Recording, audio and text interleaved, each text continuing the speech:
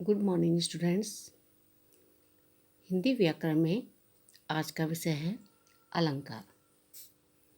सबसे पहले हम आज अलंकार का अर्थ समझेंगे, फिर अलंकार की परिभाषा, फिर अलंकार के भेद। तो अलंकार का अर्थ होता है आभूषण। अलंकार का क्या अर्थ होता है? आभूषण। जिस प्रकार एक स्त्री आभूषण को पहनकर सुंदर प्रतीत होती है, उसी प्रकार शब्दों में, काव्य में अलंकार के प्रयोग करने से काव्य की शोभा बढ़ जाती है। तो अलंकार किसे कहते हैं? आभूषण को। जिस प्रकार एक स्त्री गहने को पहनकर सुंदर प्रतीत होती है, उसी प्रकार अलंकार भी काव्य की शोभा को बढ़ाते हैं। अब हम अलंकार की परिभाषा। जो शब्द काव्य की शोभा को बढ़ाए, शोभा को बढ़ाने में चमत्कार उत्पन्न करे, उसे अलंकार कहते हैं। अब अलंकार के कितने भेद होते हैं? अलंकार के दो भेद हैं, शब्दालंकार और अर्थालंकार। जो शब्दों के द्वारा काव्य की सौंदर्य को बढ़ाए, उसे शब्दालंकार कहते हैं। जो अर्थों के द्वारा काव्य की शोभा को बढ़ाए, उसे अर्थालंकार कहते हैं। तो अलंकार के कितने भेद हुए? दो, शब्दालंकार और अर्थालंकार। शब्दालंकार के अंतर्गत निम्नलिखित अलंकार आते हैं। कौन कौन से? अनुप्रास, यमक, श्लेष। सबसे पहले हम अनुप्रास के बारे में समझेंगे। अनुप्रास अलंकार किसे कहते हैं? अनुप्रास अलंकार जिस रचना में एक वर्ण की आवृत्ति बार बार होती है, उसे अनुप्रास अलंकार कहते हैं। यहाँ पे आपको ध्यान देना होगा कि वर्ण और शब्द, यहाँ पे आएगा आपका वर्ण। वर्ण मीन्स अक्षर, और अक्षरों के समूह से बनता है शब्द। तो यहाँ पे शब्द का प्रयोग न करके जिस रचना में एक वर्ण की आवृत्ति बार बार होती है, वहाँ पे अनुप्रास अलंकार होता है। जैसे चारों चंद्र की चंचल किरणें खेल रही थी जल थल में। यहाँ पे चौ, चारों में चौ, चंद्र में चौ, चंचल में चौ। तो यहाँ पे चौ वर्ण की आवृत्ति बार बार हुई है, तो यहाँ पे अनुप्रास अलंकार है। आप इसमें चौ वर्ण में यहाँ पे शो करेंगे, अंडरलाइन करेंगे, रेखांकित करेंगे चौ को, कि चौ वर्ण की आवृत्ति बार बार हुई है। तो अनुप्रास अलंकार कैसे कहते हैं? जिस रचना में एक वर्ण की आवृत्ति बार बार होती है, वहाँ पे अनुप्रास अलंकार होता है। अब है यमक अलंकार। जहाँ पे एक शब्द दो बार आए लेकिन उसके अर्थ अलग अलग हो, तो वहाँ पे यमक अलंकार होता है। जैसे हम कहेंगे काली घटा का घमंड घटा। काली घटा का घमंड घटा। तो यहाँ पे घटा शब्द दो बार आया है, तो यहाँ पे यमक अलंकार है। एक घटा का अर्थ है बादल और एक घटा का अर्थ है कम। और आपके उसमें है रति रति शोभा सब रति के शरीर को, रति कामदेव रति रति जरा जरा सी, कहे कवि बेनी बेनी ब्याल की चुराए लीनी। बेनी कवि का नाम और बेनी चोटी है। यहाँ पे दो उदाहरण दिए हैं। रति रति शोभा सब रति के शरीर को, एक रति है कामदेव, एक रति रति है जरासी।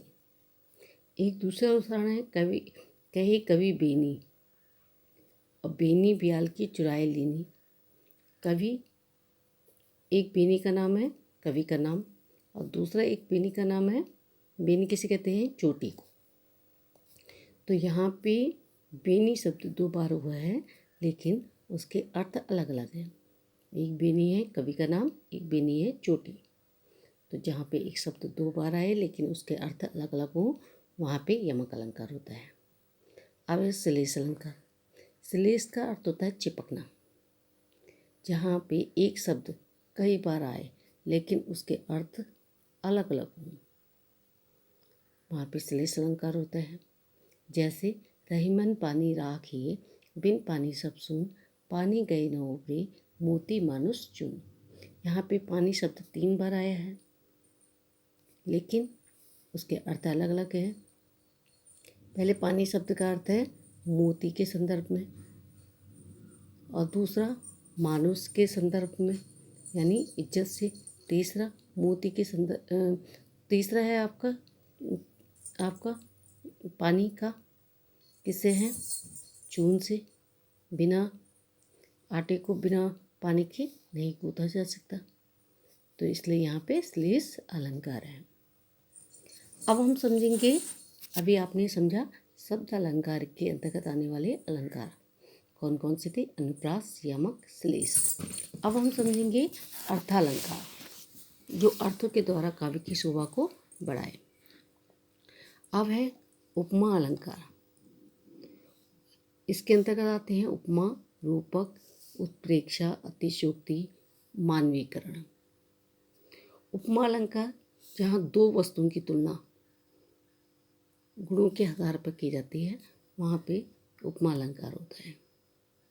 जैसे हरिपद कोमल कमल से, यानी हरिपद माने श्री कृष्ण। श्री कृष्ण के पैर किसके समान है? कमल के समान है। श्री कृष्ण की पैरों की तुलना किससे की गई है? कमल से। तो यहाँ जहाँ उपमेय की उपमान से तुलना की जाती है, वहाँ पे उपमा अलंकार होता है। तो हरिपद आपका उपमेय है, कमल उपमान है, तो यहाँ पे उपमा अलंकार है। उपमा अलंकार की एक पहचान यह है, उसमें सा, सी, से आता है। रूपक अलंकार जहाँ गुणों की समानता दर्शाने के लिए उपमेय उपमान को एक मान लिया जाता है, वहाँ पे रूपक अलंकार होता है। कैसे? चरण कमल बंदो हरिराई। चरण कमल बंदो हरिराई, जो श्री कृष्ण के पैर हैं किसके समान है? चरण, जो पैर हैं किसके समान है? कमल के समान है। तो यहाँ पैरों को किसके समान बताया है? कमल के समान। तो यहाँ पे रूपक अलंकार है। अब है उत्प्रेक्षा अलंकार, जहाँ उपमेय में उपमान की संभावना कर ली जाती है या कल्पना कर ली जाती है, वहाँ पे उत्प्रेक्षा अलंकार होता है। एक आपका रूपक अलंकार में पहचान है कि दो शब्दों के बीच में एक आपका योजक चिन्ह भी कहीं कहीं प्रयोग होता है। उत्प्रेक्षा अलंकार जहाँ उपमेय में उपमान की संभावना या कल्पना कर ली जाती है, वहाँ पे उत्प्रेक्षा अलंकार होता है। इसमें मनु, मानो, जानो, जनु, मनु आदि शब्दों का प्रयोग होता है। जैसे नव के नक्षत्र जड़े मानो, यहाँ नव के नक्षत्रों में साड़ी के मोती की संभावना की गई है। या हम कह सकते हैं सोहत ओढ़े पीठ पटु श्याम सलोने गात, मानो नीलमणि शैल पर आता प्रयोग प्रभात। श्याम ने कैसे रंग के वस्त्र पहन रखे हैं? पीले रंग के।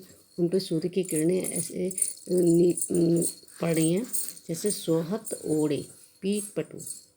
श्याम ने कैसे रंग के वस्त्र पहन रखे हैं? पीले रंग के। सोहत ओढ़े पीठ पटु श्याम सलोनी गात, उनके शरीर पर वो सूर्य का प्रकाश पड़ रहा है। मानो नीलमणि पर्वत पर आता प्रयोग, ऐसा लग रहा है उनका शरीर कैसा होता है? नीले रंग का, उस पर ऐसा लग रहा है सूर्य की किरणें पड़ रही हैं।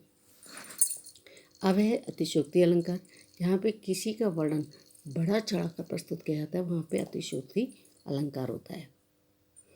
किस बात को? बढ़ा चढ़ा कर प्रस्तुत करना।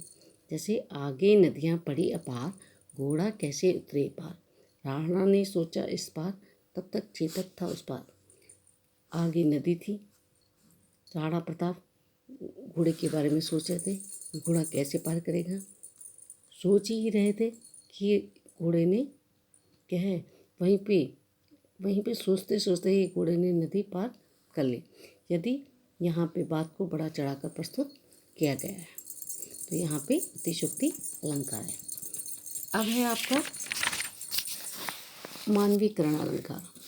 जहाँ पर वस्तु या पदार्थ या प्रकृति को व्यक्ति के रूप में प्रस्तुत किया जाता है वहाँ पे मानवीकरण अलंकार होता है। जैसे मेघ में आसमान से उतर रही है संध्या परी सी। यहाँ पे संध्या को आसमान में उतरने वाली सुंदरी के रूप में प्रस्तुत किया गया है, तो यहाँ पे मानवीकरण अलंकार है। तो मानवीकरण अलंकार किसे कहते हैं?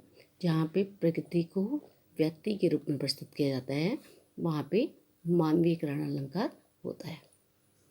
तो बच्चों, आज आपने अलंकार के बारे में समझा, अलंकार का अर्थ, अलंकार की परिभाषा, अलंकार के भेद की शब्दालंकार और अर्थालंकार।